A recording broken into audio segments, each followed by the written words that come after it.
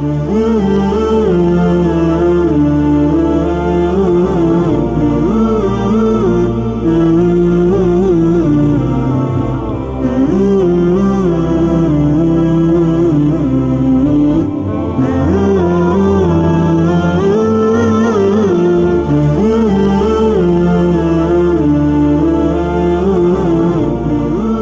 lanjutkan masih tentang perkataan yang bisa membawa seseorang ke dalam kemurtadan. Di antaranya augala, di antaranya kalau ada seseorang yang berkata akunu qawadan in salaitu. Misalkan dia berkata, kalau aku sholat maka aku akan menjadi qawadan. Apa qawadan? Qawadan itu mucikari, ya. Mucikari bitasydidil waw ay jaran wa akhadha linisa li'itahinna lizina. Mucikari itu orang yang ngumpulin perempuan-perempuan supaya disewa untuk dizinahi. Itu namanya mucikari. Apa bahasa kita tuh? Bahasa kita germo, ya. Ya, dia kalau aku sholat, aku tetap aja jadi mucikari. Ya, kalau dia meremehkan sholatnya, dia remehin itu sholat, ya, maka bisa masuk ke dalam kemurtadan. Dia meremehkan sholatnya. Walaupun saya sholat, tetap aja saya jadi, misalkan jadi mucikari.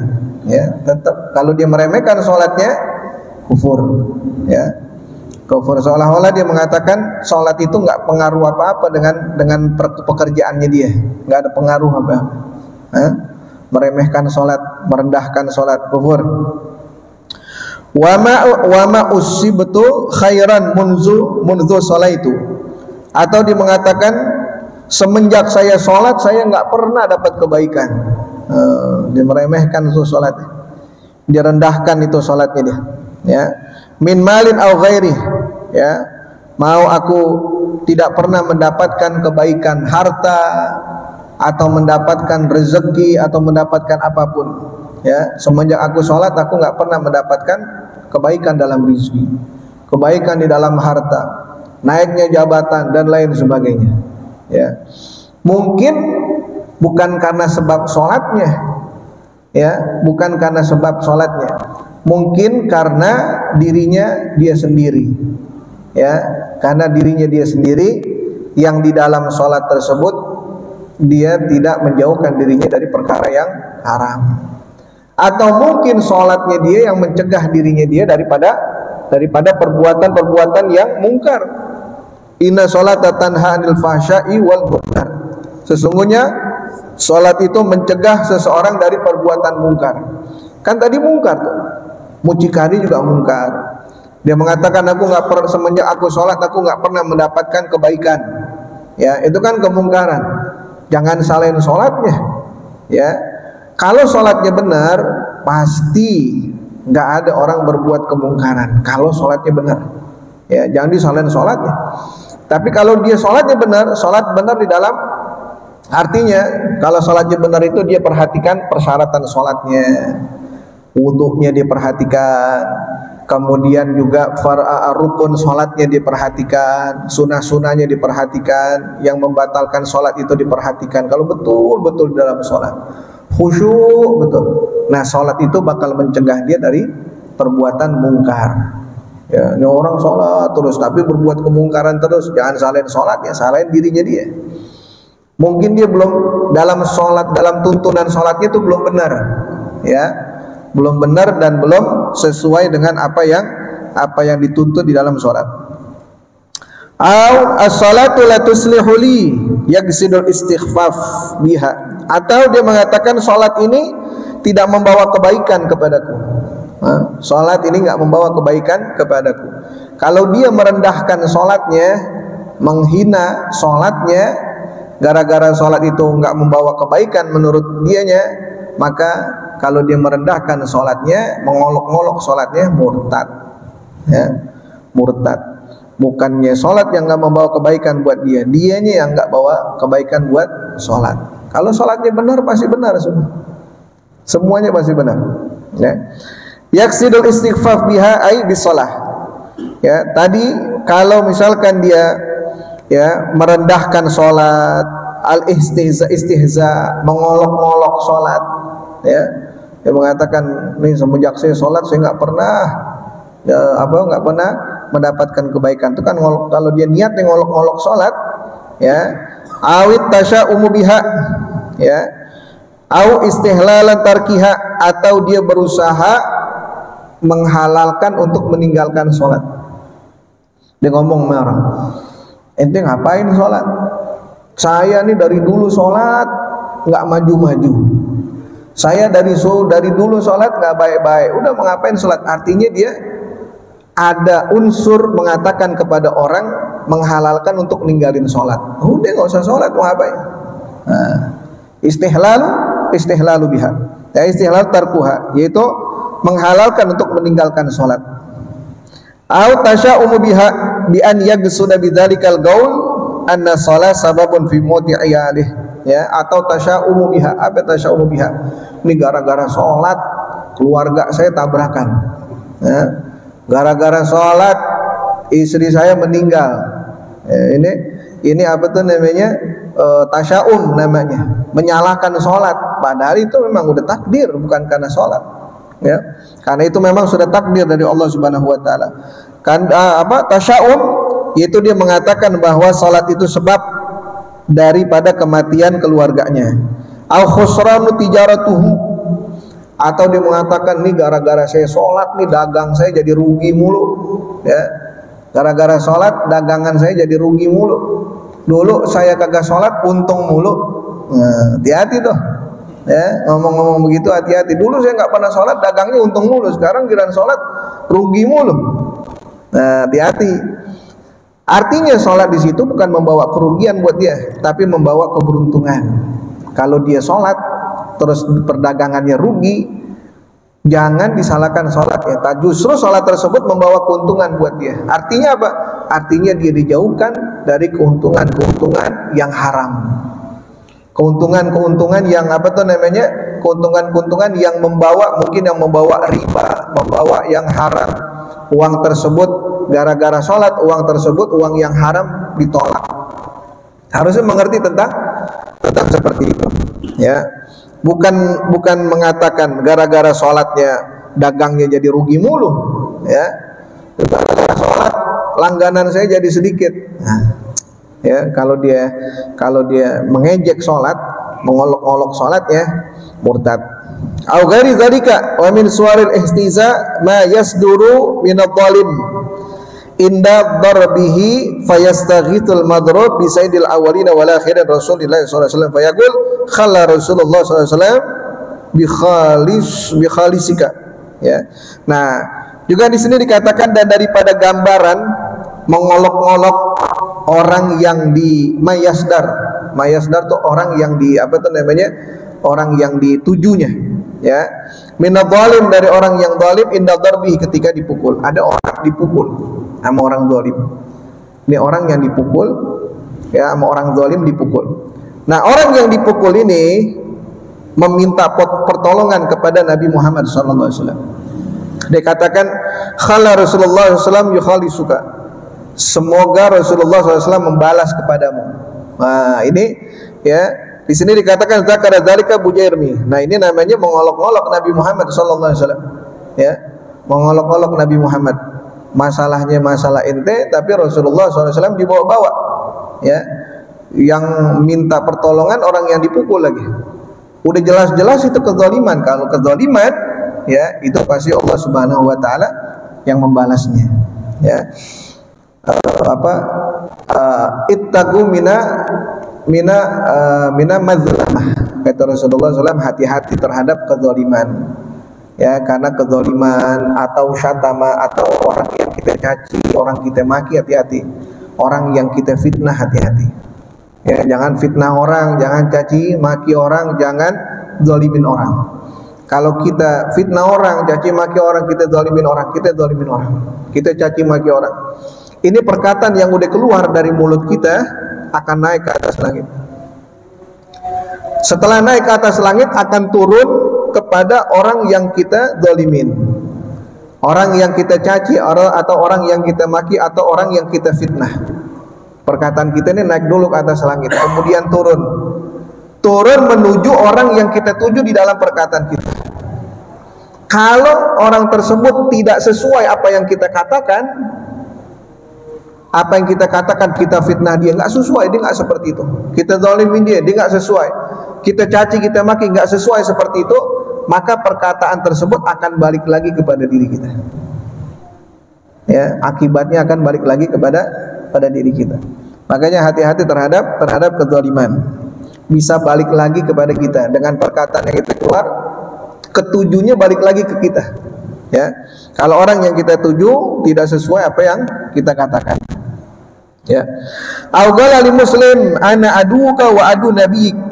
Ya, atau berkata kepada seorang muslim, kita tahu nih orang muslim, ini orang masih Islam, belum masih tetap keislamannya, walaupun dia masih sholatnya misalkan masih jarang-jarang, kadang sholat kadang enggak, tapi tetap masih jadi seorang muslim. Kita ngomong sama dia, saya adalah musuhmu dan musuh nabimu. Artinya musuh nabinya dia, musuhnya Nabi Muhammad SAW. Saya adalah musuhmu dan musuh nabimu. Murtad. Kalau dia mengolok-olok Nabi Muhammad, murtad. Mengolok-olok agama Islam, bisa murtad. Itu perkataan yang dikeluarkan oleh Abu Jahal ketika peperangan Uhud. Ya, ketika peperangan Uhud, Abu Jahal kan Abu Jahal itu matinya di peperangan Badar. Abu Jahal matinya di peperangan Badar. Ya, itu Abu Jahal. Ini Abu Jahal yang bicara seperti itu. Ketika peperangan Badar itu Abu Jahal turun ikut perang, kecuali Abu Lahab. Abu Lahab nggak ikut perang, dia di Mekah.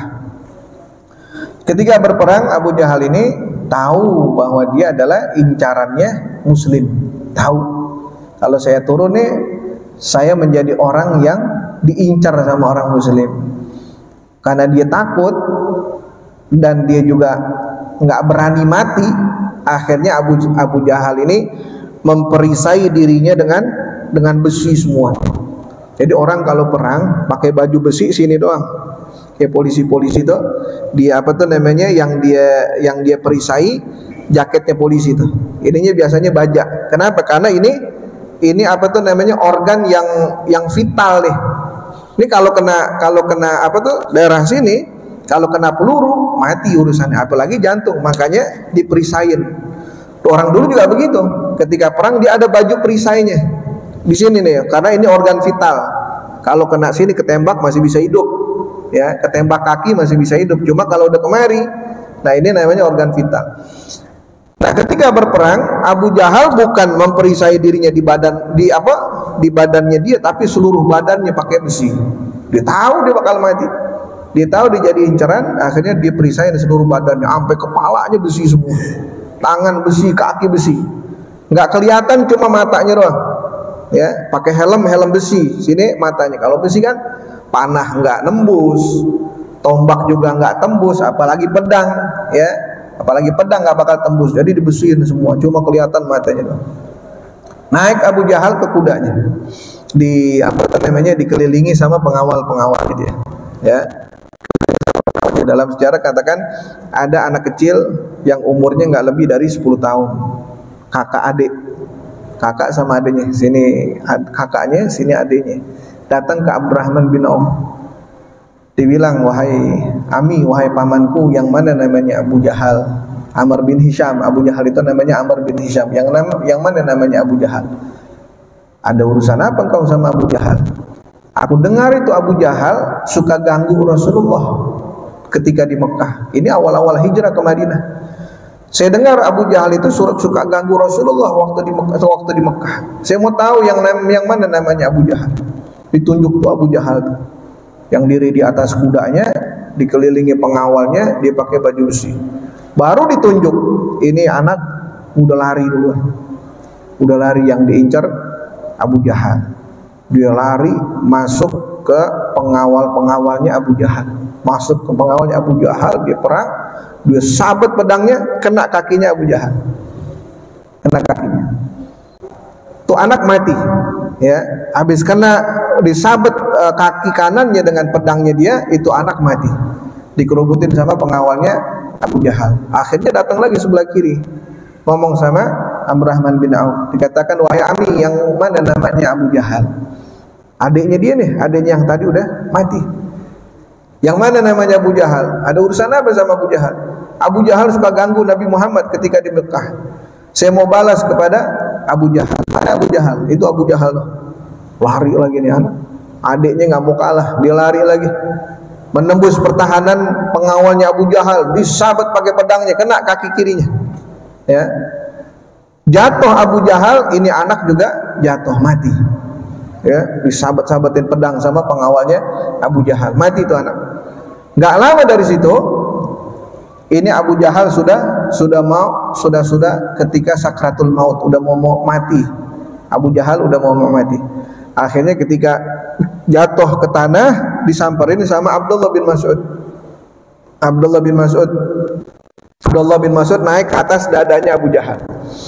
Naik ke atas dadanya Abu Jahal, kemudian dia mau angkat tuh pedangnya Abdullah bin Mas'ud.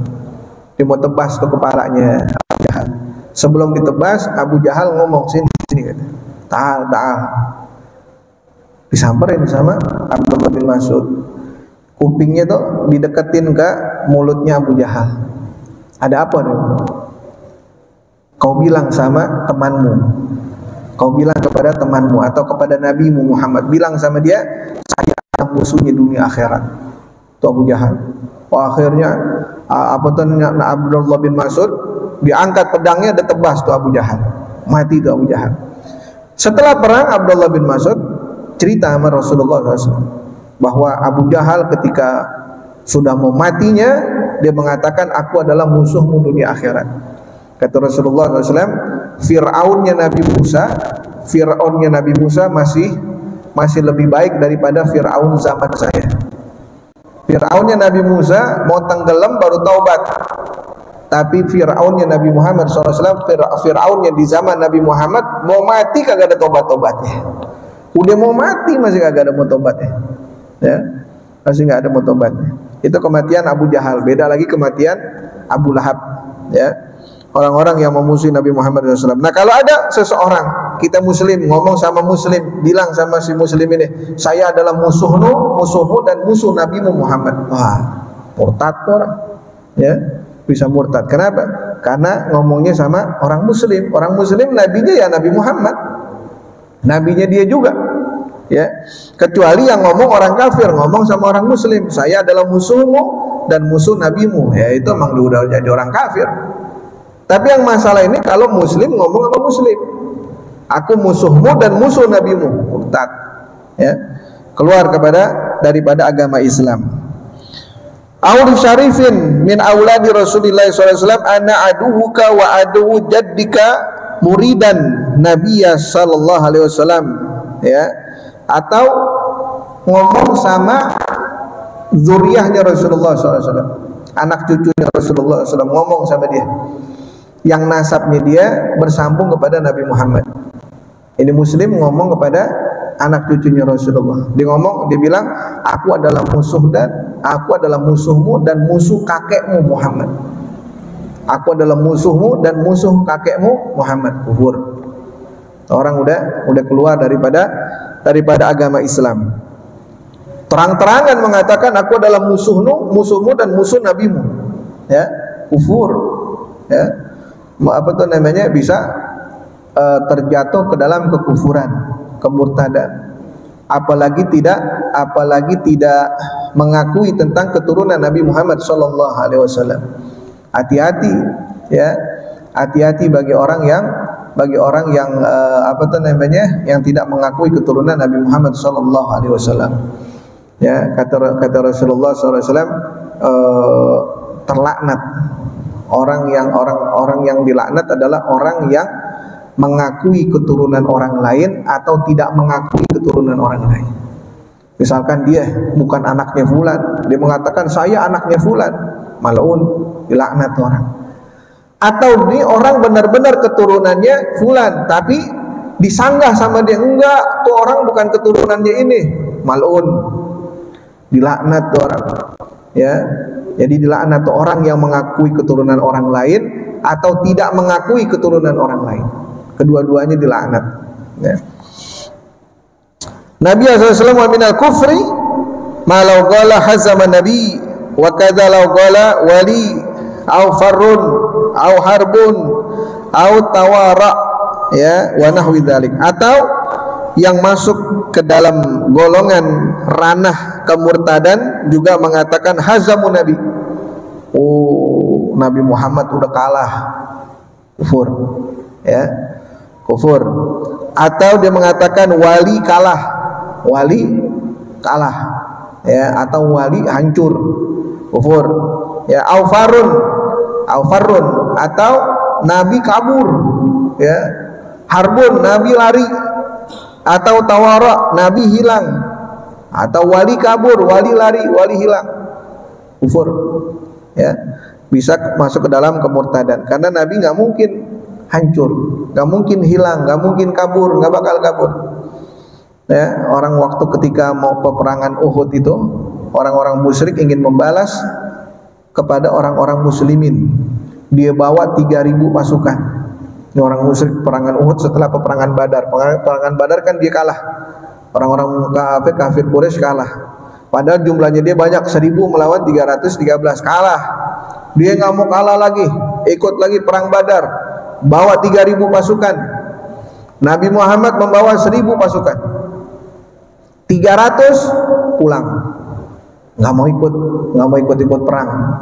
Kenapa? Ini yang balik nih namanya orang-orang munafik, ya. Udah dikit lagi mau perang, mundurin diri supaya orang-orang yang lain juga ngikutin mundurin diri. Akhirnya yang ikut cuma 300 orang kembali, ya. Nah mereka kembali nggak langsung ke Madinah. Dia tahu kalau saya kembali ke Madinah, yang 300 orang nih nggak mau ikut perang balik, kalau saya kembali ke Madinah maka saya akan dihina, dicaci, dikatain. Jadi dia nunggu dulu di tempat. Orang muslim udah kelar peperangan Badar, pulang ke Madinah baru dia pulang, ya. Tuh orang-orang munafik begitu, ya. Apa tuh namanya, izharul Islam wa yudmirul kufur. Di lisannya aja Islam, ngomong-ngomong Islam, tapi di hatinya kufur, musuh dalam selimut orang-orang munafik. 300 orang pulang, sebagiannya 700 orang itu apa tuh namanya mengatakan kepada Nabi Muhammad SAW, ana harbun lima harabata wasilmun lima salamta. Wahai Nabi Muhammad, kau tenang, ya, kau tenang, nggak usah gelisah. Kami akan berperang kepada orang yang kau perangi, dan kami akan menyelamatkan orang yang kau selamatkan. Jadi nggak usah takut, kami nggak bakal gentar dan kami nggak bakal mundur. Kalau memang perang, terus maju perang. 700 lawan 3.000, 300 pulang, takut mati, ya. Ketika peperangan Uhud, Muslim kalah, karena golongan orang-orang yang diperintahkan oleh Nabi Muhammad untuk naik ke atas gunung Uhud ada namanya pelempar panah, ya. Orang yang apa tuh namanya memanah, ahli memanah. Kata Rasulullah, ini kelompok orang yang memanah naik ke atas gunung. Kata Rasulullah, jangan turun, ya, jangan turun dari gunung. Mau kami menang atau kami kalah yang di bawah, kalian jangan turun. Akhirnya perang. Ini orang musyrik udah mundur nih. Orang-orang kafir Quraisy udah mundur, Muslim sebenarnya udah menang. Cuma yang di atas gunung Uhud, dia lihat orang-orang kafir Quraisy udah pada lari, dia tinggalin tuh apa tuh namanya barang-barangnya dia, ya, baju besinya, kudanya, ontaknya, pedangnya, itu kan nanti dijadiin ghanimah. Setelah dia melihat yang dari atas tuh, golongan orang-orang pemanah, dilihat, oh orang-orang kafir udah mulai kabur, mereka tinggalin hartanya tuh, ayo turun. Ada sebagian nggak mau turun, jangan, kami nggak mau turun. Kalian dengar nggak nasihat Nabi? Nabi Muhammad mengatakan jangan turun, maupun yang di bawah, menang ataupun kalah jangan turun. Enggak, itu dia udah pada kabur katanya. Sebenarnya nggak kabur, niatnya dia cuma mau ngambil barang-barang yang ditinggalkan oleh orang-orang kafir ketika kalah, ketika kabur. Sebagian turun. Ketika sebagian turun, Khalid bin Walid yang menjadi komandonya orang-orang kafir Quraisy belum masuk ke dalam agama Islam. Dia melihat pasukan pemanah turun dari atas. Ini Khalid bin Walid bawa pasukannya muterin Gunung Uhud. Setelah muterin Gunung Uhud, dia naik Gunung Uhud dari sebelah sini. Dia naik ke atas. Sisa-sisa orang yang ada di atas Gunung Uhud diperangin sama Khalid bin Walid, mati semuanya. Atas Gunung Uhud sudah dikuasai oleh orang-orang kafir Quraisy, akhirnya dipanahin dari bawah. Ini yang di bawah muslim semua. Itu Nabi Muhammad di situ terluka, ya, terluka. Ada lubang yang dibuat oleh kafir Quraisy. Itu Rasulullah masuk ke dalam lubang. Dia masuk ke dalam lubang, mata kakinya terluka. Mata kakinya terluka, sempat pingsan sebentar. Orang-orang kafir Quraisy ngelihat Rasulullah masuk ke dalam lubang, masuk jebakan nih, lemparin batu. Dilemparin batu, pipinya berdarah. Kemudian jidatnya berdarah. Gigi antara gigi taring dan gigi seri patah. Gigi samping patah, gigi depan patah. Ya. Itu sahabat yang melihat Rasulullah SAW jatuh dan dilemparin pakai batu, mereka membuat benteng dengan tubuhnya mereka, dibentengin Nabi Muhammad, ya. Jadi di situ banyak para sahabat terluka, termasuk Nabi Muhammad SAW dalam peperangan Uhud, ya. Dan dalam peperangan Uhud Muslim kalah, ya. Muslim kalah karena orang-orang pemanah yang di atas gunung itu tidak mengindahkan nasihat Nabi Muhammad SAW. Jadi kalau mau perang, perang karena Allah, bukan karena ghanimah, ya, bukan karena mencari dunia. Kalau mencari dunia bakal kalah. Tapi kalau mencari Tapi kalau mencari akhirat karena Allah Subhanahu wa taala pasti menang. Kalau seandainya mendengarkan nasihat Nabi Muhammad SAW, pasti bakal menang. Kemudian nggak lama di situ Khalid bin Walid masuk ke dalam agama Islam. Khalid bin Walid itu masuk ke dalam agama Islam, ya. Dia itu ketika Rasulullah SAW mencukur rambut waktu peristiwa haji. Setelah haji kan cukur rambut. Ini orang-orang ketika Rasulullah cukur rambut, rambutnya dikumpulin, ya, rambutnya dikumpulin. Orang-orang pada berebut minta rambutnya Nabi Muhammad. Dibagiin. Datang Khalid bin Walid. Khalid bin Walid mengatakan, saya minta rambut Nabi Muhammad yang paling depan. Nggak mau di samping, nggak mau yang paling belakang. Tapi saya mau minta rambutnya Nabi Muhammad yang paling depan. Kenapa? Karena saya adalah orang yang kalau berperang ditugasin paling depan. Maka saya minta rambutnya Nabi Muhammad yang paling depan. Dikasih sahabat nih, rambutnya Nabi Muhammad paling depan. Dikasih, ditaruh di bawah kofiahnya, ditaruh. Dia bikin kantong di sini, kofiahnya ditaruh rambutnya Nabi Muhammad depan. Pakai. Setiap perang yang dibawa oleh Khalid bin Walid pasti menang. Pasti menang. Karena ada rambutnya Nabi Muhammad SAW di kofiahnya dia. Satu waktu ketika perang Khalid bin Walid nggak ngeh rambutnya kofiahnya jatuh. Dia nggak ngeh kofiahnya jatuh, perang. Akhirnya balik ke camp muslimin. Ketika balik ke camp muslimin, dia raba-raba kofiahnya kagak ada. Dia lihat dari jauh, wah di sono, di tengah-tengah medan pertempuran jatuhnya. Dia naik ke atas kudanya, dia pacu kudanya dengan kenceng-kencengnya. Dia pacu kudanya dengan kenceng-kencengnya. Ini hampir dekat dengan campnya orang-orang kafir. Udah masuk ke tengah, dia ambil kofiahnya doang, kemudian dia balik lagi ke camp muslimin.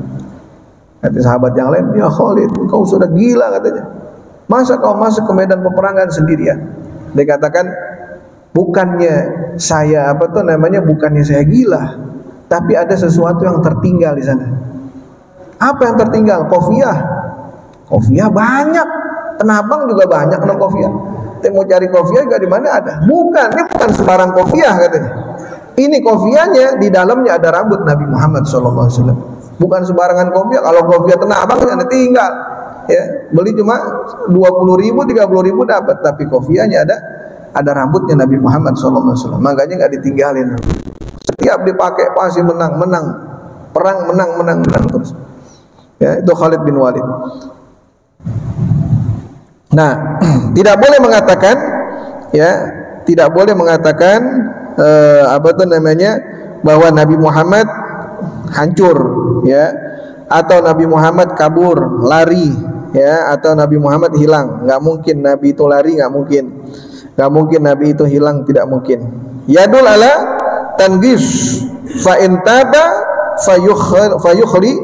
fayukhli sabilahu. Nah, kalau ada orang yang mengatakan seperti ini, ya, kemudian dia bertaubat, ya, aku musuhmu dan musuh nabimu, atau aku musuhmu dan musuh kakekmu Muhammad, ngomongnya kepada zuriyahnya Rasulullah SAW. Kalau dia tobat, ya udah saya tobat dah. Kalau dia tobat, ya udah biarin, ya, khali sabilahum, biarin udah.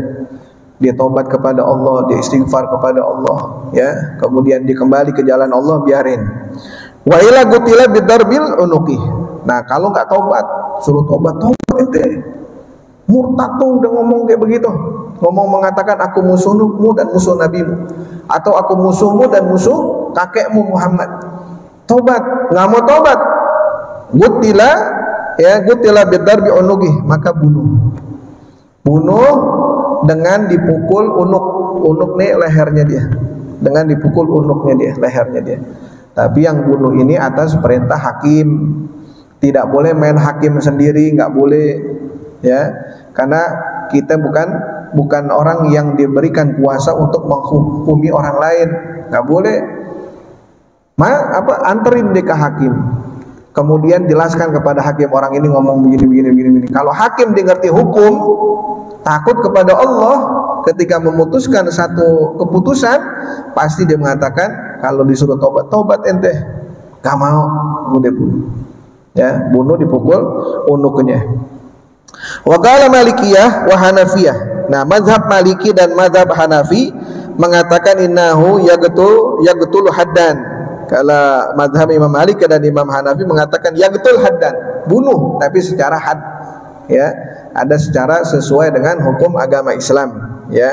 Afada dzalika Syarqawi au yaqulu syai'an min nahwi hadhil alfaz al-ba'sah al-bisha'ati, ya, au tashni'ati, ya, ataupun dia mengatakan hal-hal yang lain tapi yang serupa dengan seperti yang tadi dicontohkan, ya, baik perkataannya itu membawa keburukan dan juga membawa kejelekan dengan niat merendahkan, mengejek, mengolok-olok agama Islam, murtad, ya. Qala Abu Bakar bin Husain fi Gham'in Nufus, berkata Abu Bakar bin Husain di dalam kitab Gham'in Nufus, wa anwa'ul kufur katsiratan la tukadu tanhasir. Beliau mengatakan macam-macam kekufuran itu banyak, bukan hanya etikot, perbuatan dan juga perkataan, tapi sangat banyak, la tanhasir, nggak bisa dihitung, ya. Fadzkuru syai'an yadullu ala ma yushabihuha faminha.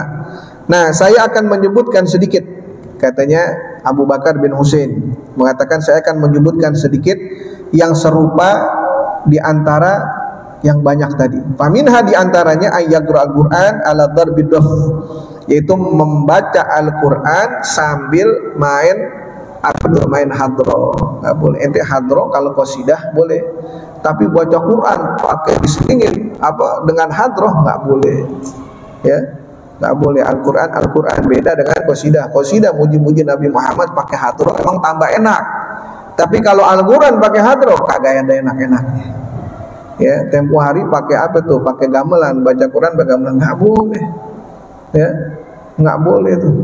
Nah, itu diantara min adwa'il kufur, macam-macam yang bisa membawa ke dalam kekufuran. Au yulqiyal Qur'an ala gadzurah, atau membaca Al-Qur'an di tempat yang tidak sepantasnya. Di mana?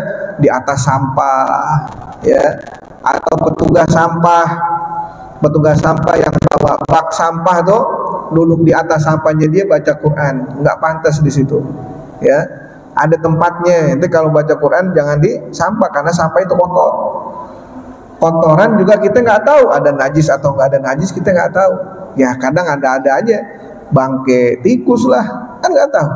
Ya ada najis ini nggak pantas. Kan baca Quran nanti jangan di atas truk yang ada sampahnya, duduk lagi di atas sampah baca Quran. Walaupun bacaan Qurannya enak, enggak. Ya bukan di situ tempatnya. Ya nggak pantas baca Quran di atas sampah. Aututla alaihi ayatuhu minha fayu'idu mustahzi'an biha, atau membaca Al-Quran dengan mengulang-ulang. Baca Quran dengan ulang-ulang bukan buat nguatin hafalan, tapi baca Quran ngulang-ulang buat ngolok-ngolok Al-Quran atau ngejek-ngejek Al-Quran. Nggak boleh, ya. Itu bisa masuk ke dalam kekufuran. Na'udzubillah min dzalik. Wallahu a'lam. Al-Fatihah bil qabul wa tamami kulli zulm ma'mum. Salah ni sya'nul zahiran wa batinan fid dini wa dunya wal akhirah. Dafiyatan li kulli syarr, jaribatan li kulli khair, lana wa li walidina wa auladina masyayikhina fid din fil afiyah, akrimna bi kamil futuh wal munukh wa rusuh wa salih jasad wal qalbi wa akrimna bi kamil ilm wal amal khasyah wal mutaba'ati li rasulillahil azam wa li sikna lina sakhtim lana wa lakum husna fi khairil ladfin wa afiyah jamila shamila li khairat dunya wal akhirah wa la ruhil habib Abdullah bin Usaim bin Imam Nawawi. Al-Fatihah. Ya kana na'budu wa iyyaka nasta'in. Shiratal ladzina an'amta 'alaihim.